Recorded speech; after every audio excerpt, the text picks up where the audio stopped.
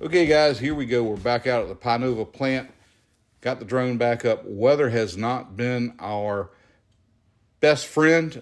We've had some stormy afternoon weather. And again, you can see by the amount of water that's going to be on the ground here as we fly over. We've had some rain. So that has kind of slowed us down on our ability to get the drone up and take a look. But we got out early enough today to be able to catch this. Now, the first thing we noticed when we got up is this area over here, the structure that was here, and that's US Highway 17, where all the vehicles are passing by. This building has come down. The structure that was here is no longer. They had the machines in, and they pretty much have gotten that structure that was there down, crushed up, piled away, and looks like they've actually started hauling some of it out of the former Pinova Chemical Plant. You can see some of the remnants there of it, and then you can kind of see the piles where they have separated some of the plumbing, steel, and other materials that made up that part of the chemical plant. Still a little bit more to go. So obviously they got some tanks there they've got to deal with. But the big part of it here is that part of the area has the structure at least has come down. They still had some of the equipment there on the area. This looks like where they're separating some of that scrap material, getting it ready to go to the recyclers. And also notice they had a man lift out there.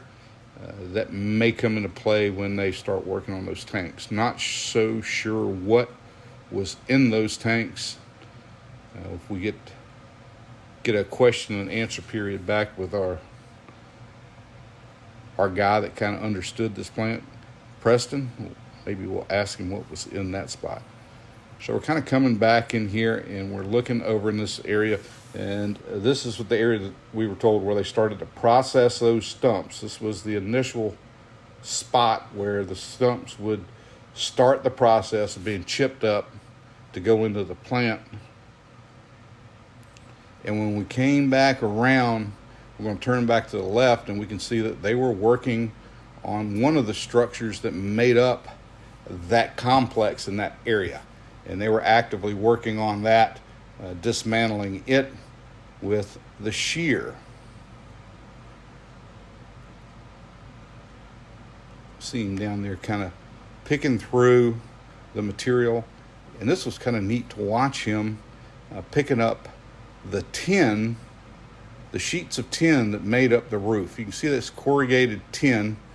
It was part of the roof system there. Just how gingerly he was able to go in and pull those pieces off and put them in a pile.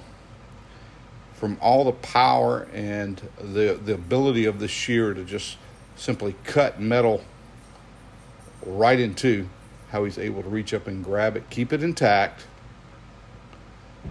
pull it down, and then place it in the pile.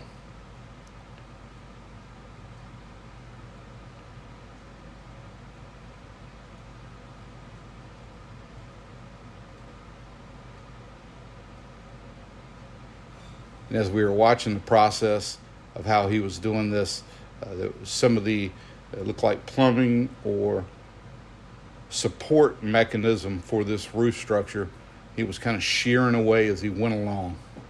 Fascinating to watch this piece of equipment work and what it was doing in here, cutting up this material.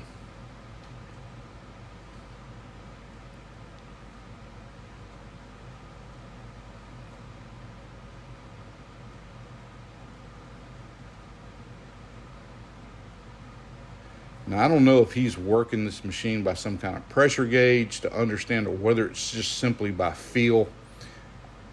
I want to believe that this is just by feel, that this operator is so familiar with this piece of equipment and the type of material that he is processing here, he knows just how much pressure to put on it without cutting it and completely just cutting right through it, and is able to just kind of move it into the place and stack it up along the piles that he's got there,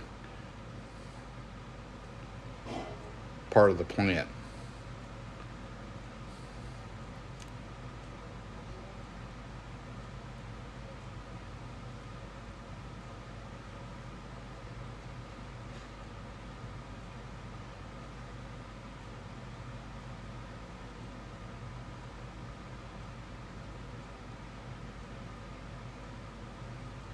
As they progress through the plant, there are less and less of these structures still standing. And then, we talked to Preston about this. Some of those structures that are still standing may be containing more valuable equipment being resold rather than being scrapped. So these guys are starting to get down to the nitty gritty, if you will, of these structures that are still on site.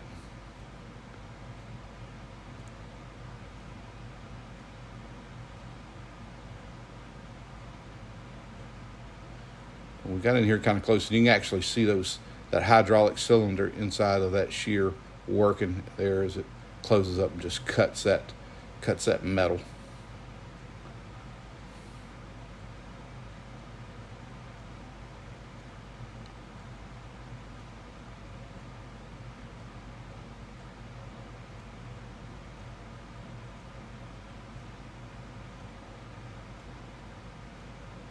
They've moved through this very carefully. It's not helter-skelter, just reach up and grab it and pull it. This operator seems to understand the support structure that he's working on, understands where he should, and of course where he should not cut.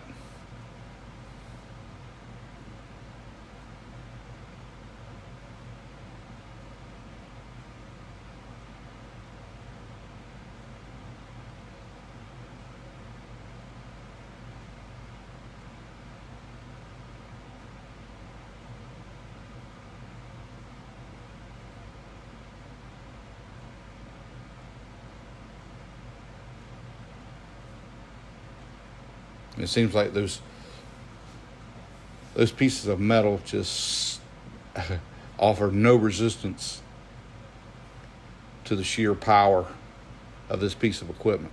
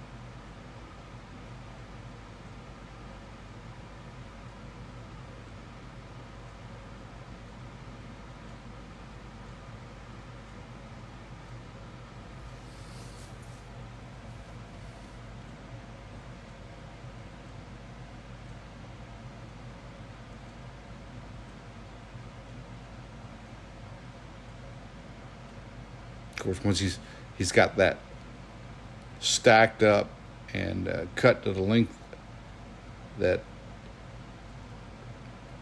they want to move it, he's going to pick it over and take it right over to the pile that he has for that material and set it off.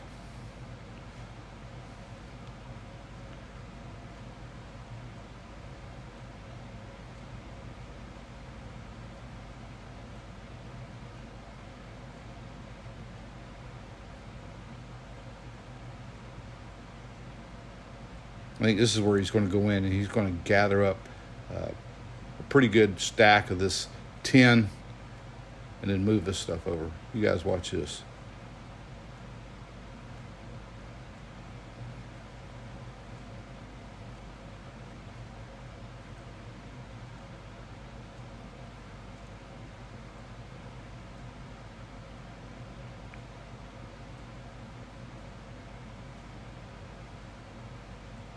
Looks like maybe he's not sure where he wants to put that 10.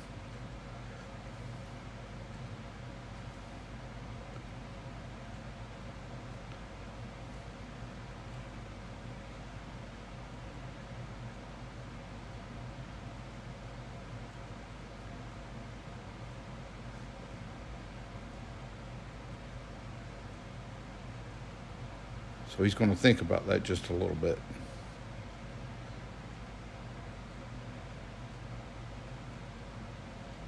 But just in kind of closing out, we're going to take a quick flight over towards the west side of the facility.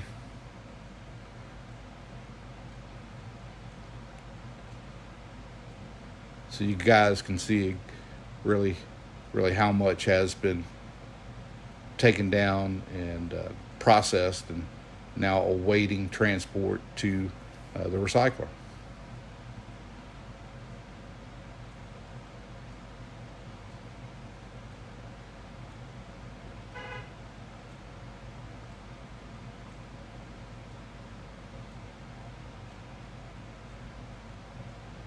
A lot of water on the ground here from the storms that have passed over in the afternoons.